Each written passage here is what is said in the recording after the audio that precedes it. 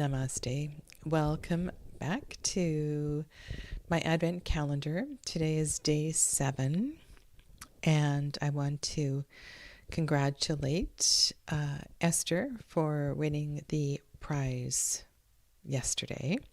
She has contacted me, so all is well there. And I went through my decks and I have added one more to the prize pile. So just a reminder that I will be giving away a deck Friday the 13th, Friday the 20th, and then there'll be a large grand prize on the 24th.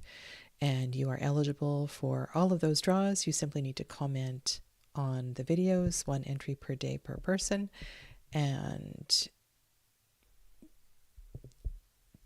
no other rules, okay? So you can read more in the description box below. And because Esther has selected the Candidacy Oracle, I added this one to the mix. This is the Goddess Love Oracle. So let's get to today's inspiration. Hello, Shonda, and welcome to Amelia.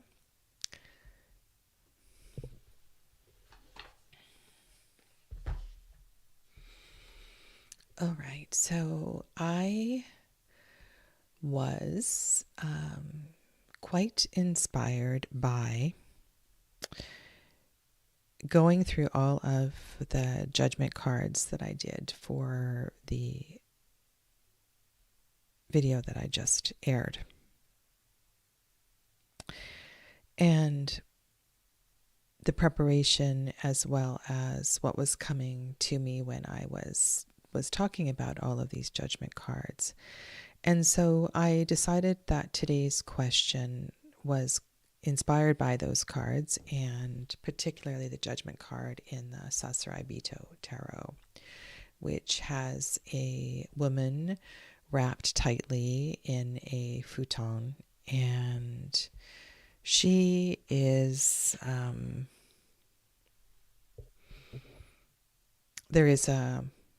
there's an option for her to let go of the blanket, or at least a layer. And so my question for today is this: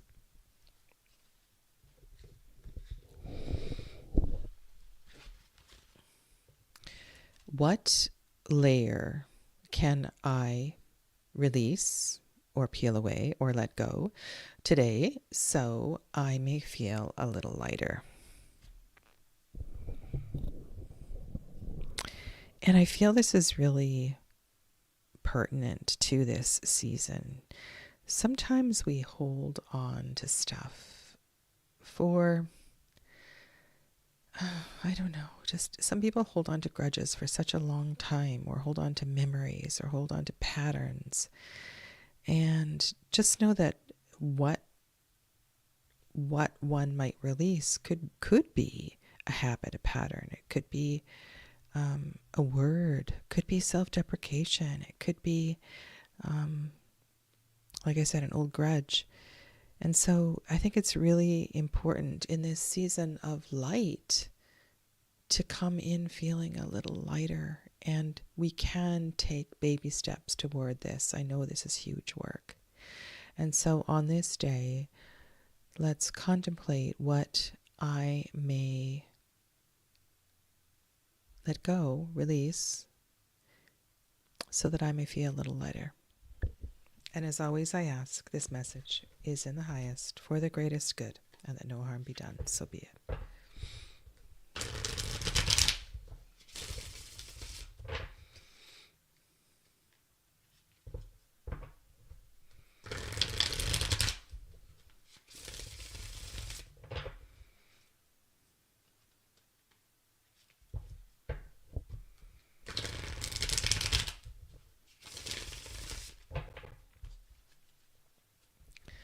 Oh, I just had a deja vu. My goodness. And this is an example of how you might take a very major arcana and sort of whittle the Arcanum down to something manageable, approachable in a daily reading.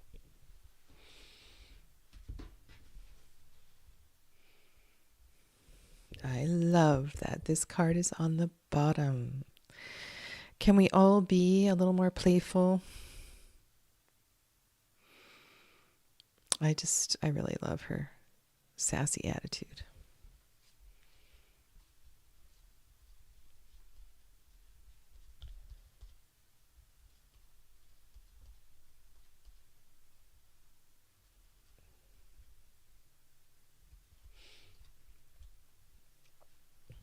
You know, it's really interesting in this deck. So this is the Nine of Cups that I just paused at here. The relationship between the Nine of Cups, our happiness, this 333, this Nine of Water, and our awakening. I think there's something really magical going on this deck between the Nine of Cups and the Judgment card.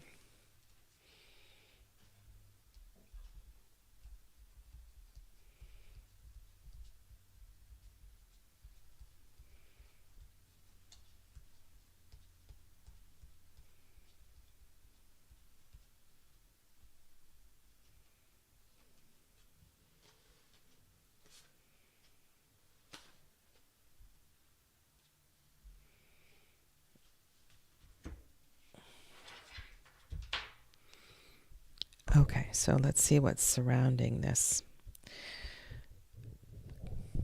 futon. And futon, well, anyway, blanket, duvet. You could also, of course, you might see it as she's a flower, right? She's a flower ready to blossom. And then we have the Arcanum of control on one side and success on the other. So is this about fear of success? Are you afraid? Are you afraid of taking the reins? Are you afraid of showing up? Are you afraid? And here we go again. Oh my goodness. Marianne Williamson. Sorry. And you're going to get sick. I saved this quote because it seems like it comes up a lot, and it's also deeply related to what I want to talk about in my favorite things today. Okay. Sometimes we do have a fear of shining. We have a fear of being in the spotlight. We have a fear that, I don't know, it's so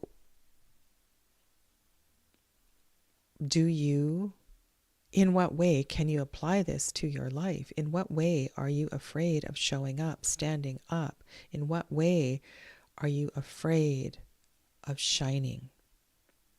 Can I also ask, in what way are you afraid of finding peace? Now, if we look at these cards planetarily, these are doozy cards. And I just want to double check that I don't. This is a Leo card, middle decan of Leo. Yeah, that's what I thought. Okay, so the Judgment card with Golden Dawn correspondences is primordial fire. So fire by transformation. It's a burning through of something. If we look at it with more contemporary planetary associations, this is Pluto, right, which is Mars amplified. This is Mars. This is Aries. And over here is Sun, which you can see the ring around the sun, Leo. The decan is Jupiter. So this is bold. This is bold. This is bright. This is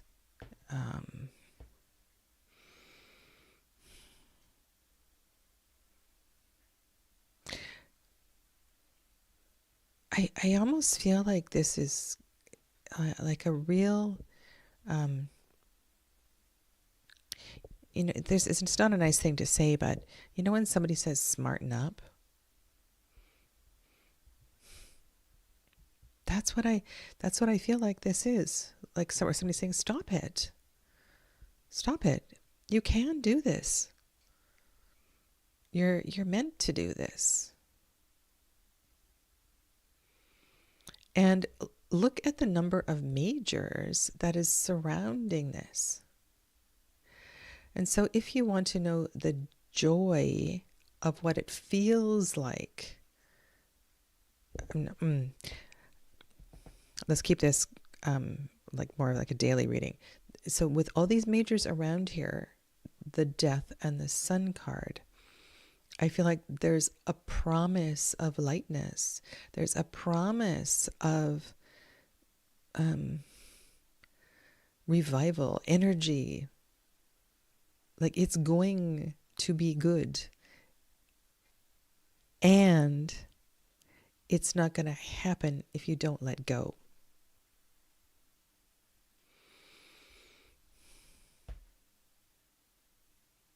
So the question was, what can I peel away, release, so I may feel a little lighter?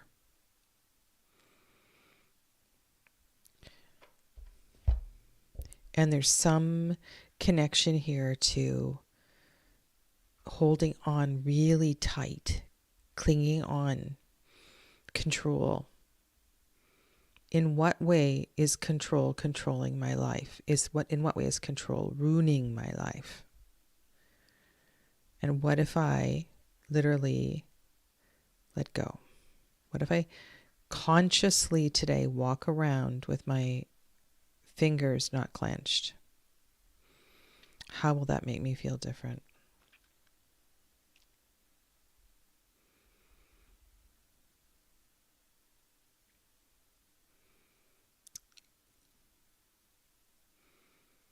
There's another quote too about something about your greatness is on the other side of fear. But I really like that Marianne Williamson one. So I said that this is connected to my, pressing the wrong buttons here, my favorite things. And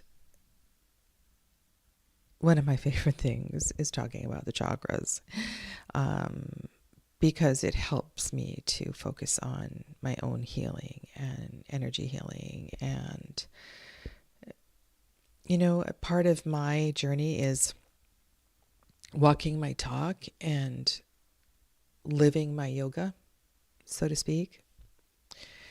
And the tarot is a great way to do that. So if I am aware of my stuff and what I'm working on, then I want to choose a deck that corresponds to that. So I kind of have a double layer here. And one is working with the chakras. And you all know about my classes and stuff like that and how I've lived and done the work. It's just made all the difference in my life. And so I want to focus on, hi Saskia, welcome, the solar plexus chakra, and share with you a few decks that when I need to feel strong. So maybe I'm feeling a little diminished and I need a deck that's going to give me that energy. Well, the one I just showed you, for sure, it's a deck that I've never really put away for very long, the Sasarabito, since I've had it. And sometimes the decks there's one I didn't pull out today that I get for my birthday are often those decks that help me to feel empowered. Oh my goodness, Susie, I haven't seen you in ages. Welcome. Welcome. Oh, and also there's one other welcome back. Oh, it's not highlighted right now. Oh, wow. Maharet just rejoined the channel, so welcome back to Maharet. So yeah, so birthday, self-empowerment, solar plexus chakra, this very sunny deck that I edged in yellow is one of my favorite things because we all need decks that help to pick us up. And solar plexus healing is about reigniting your fire. Hello, Esther. Welcome and congratulations for your win yesterday.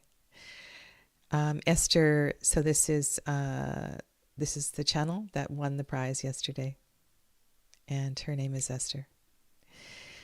And this is the world of Hilda Tarot.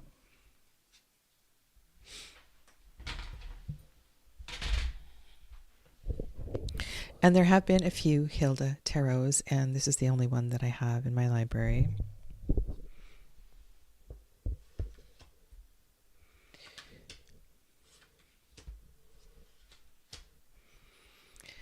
And I love her boldness and her sassiness and her independence and her ability to laugh at herself and have fun by herself.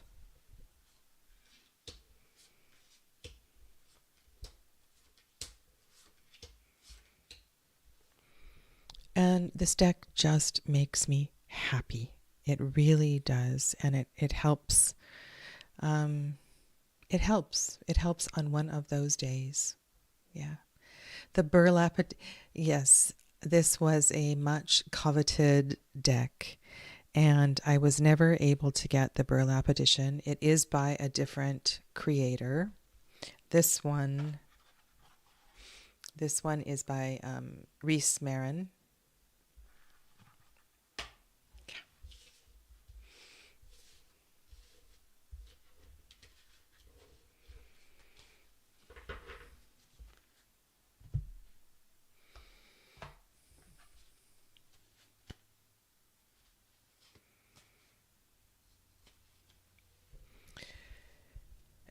Another deck that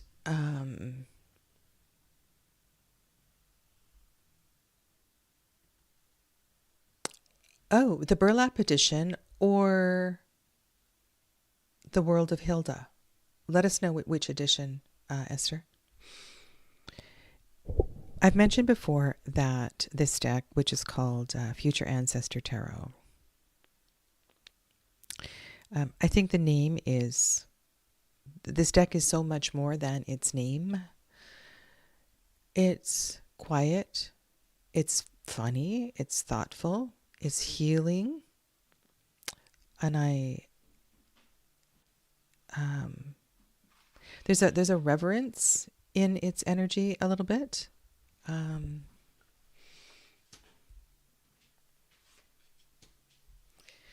There's an energy of self-care and kindness and softness. And this, I think, is also an important part of healing self-esteem and regaining self-esteem and reigniting the fire.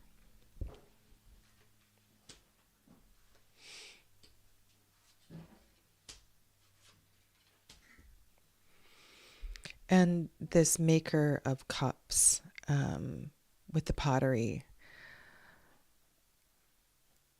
Yeah.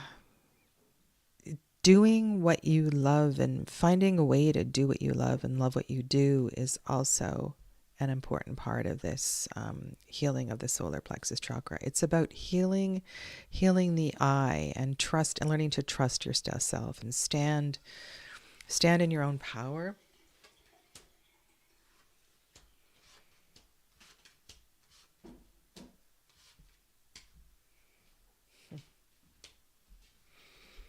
Yeah.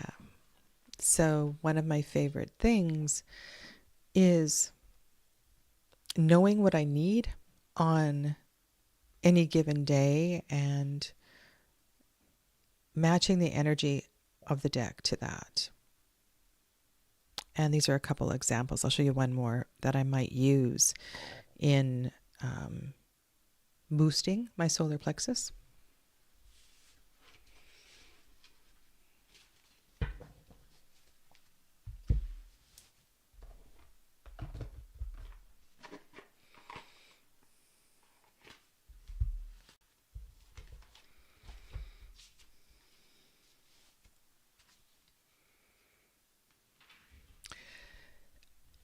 And this is it's a very personal thing, right? Because we all,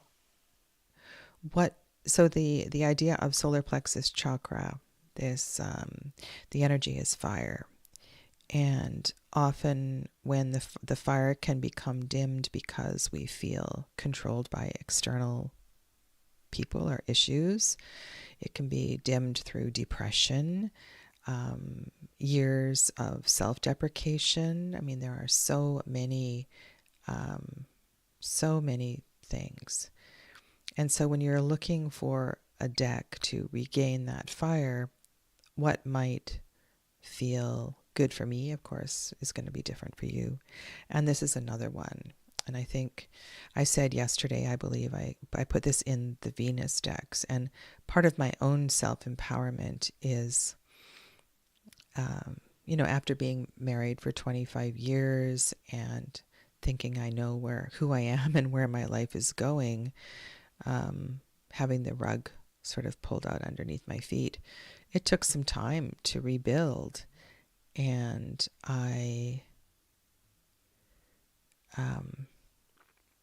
sometimes I need a deck with strong women who know how to stand and also find strength in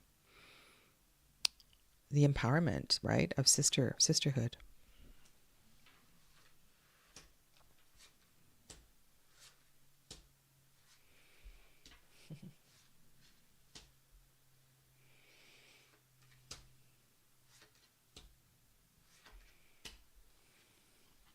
I'm going to get you a few fire cards because there's some amazing fire cards in this deck.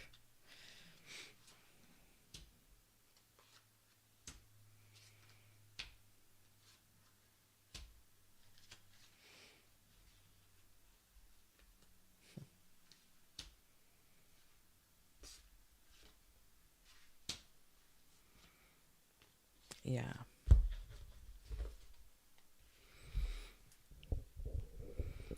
Okay, so thank you for the info about the Hilda Tarot. I will have a look. Okay. And I want to thank Tina, who's been watching these videos, sometimes live, sometimes in replay.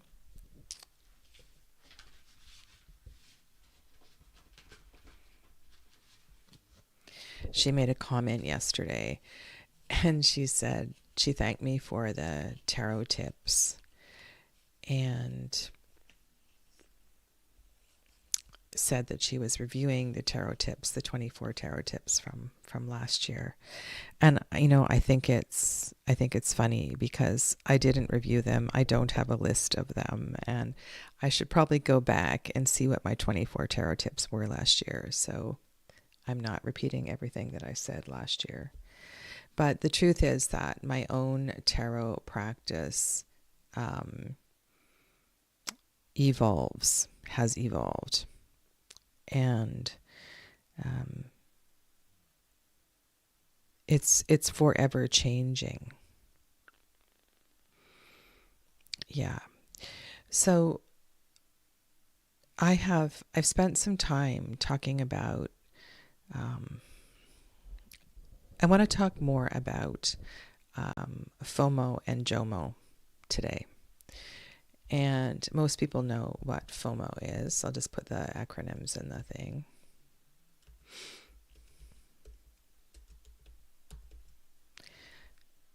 And if you search my channel, I did a video on JOMO, and JOMO is the joy of missing out.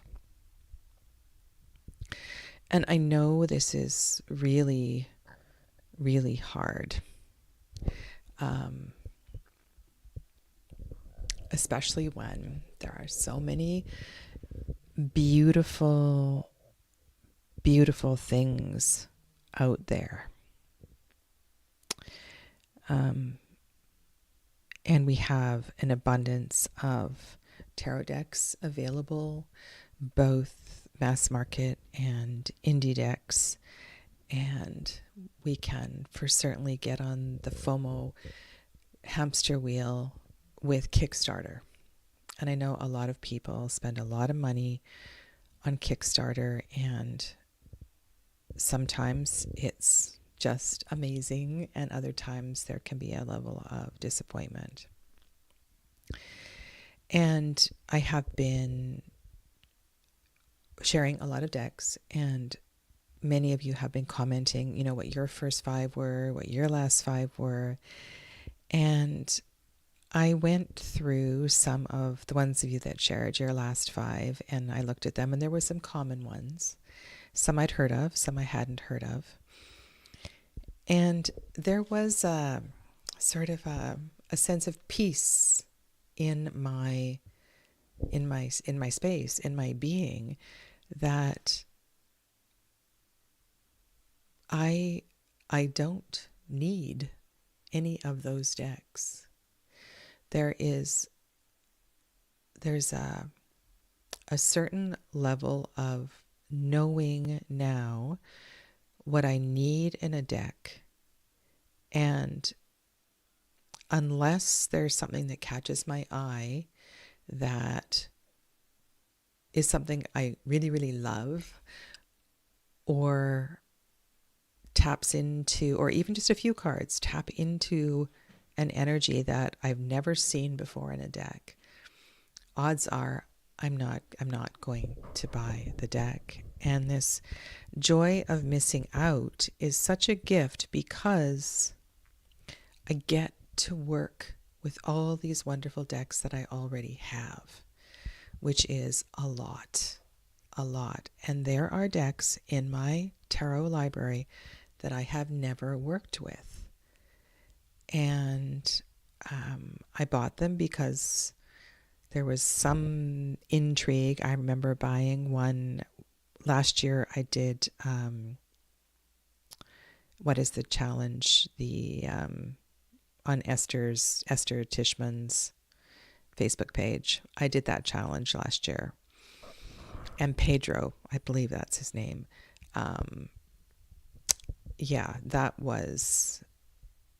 the deck he was using last year was really, really interesting. I can't even tell you what the name of it was, but I bought it, and it's on my shelf.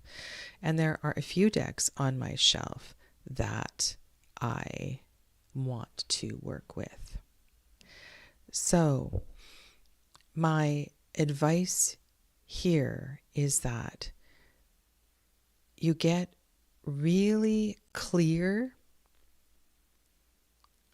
on your personal criteria for a deck. There's got to be a reason for buying a deck.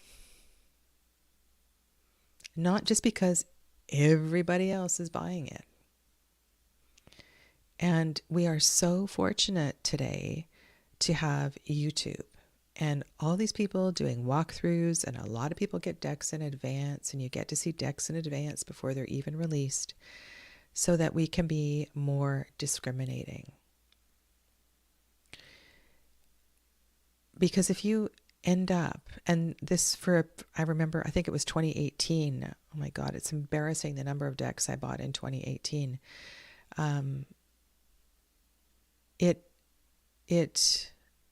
It's overwhelming, and you can start to feel really, really bad. So be discriminating in your purchases, and maybe make your own personal list of what you need in a deck. And it wasn't, I think, the last deck that I purchased because you kept talking about it and going on and on about it, and I needed to have it in hand to judge for myself, was the Blood Moon Tarot. Well, I think I had it in hand for probably a week, and then I got rid of it because I knew it wasn't for me. And I knew that, and I knew I shouldn't have bought it. But there were so many people that said how much they liked it. And it did not tick off any of my tarot boxes. And so I quickly passed it on. Yeah. So that's my tip. Be more discriminating in your purchases of decks. Thank you for this, Rolf. I appreciate it, and welcome. Welcome to the chat today. Let's repetition makes the message only stronger. I just decided today that the new EU regulation doesn't mean I have to start investing in decks that are not in my budget right now.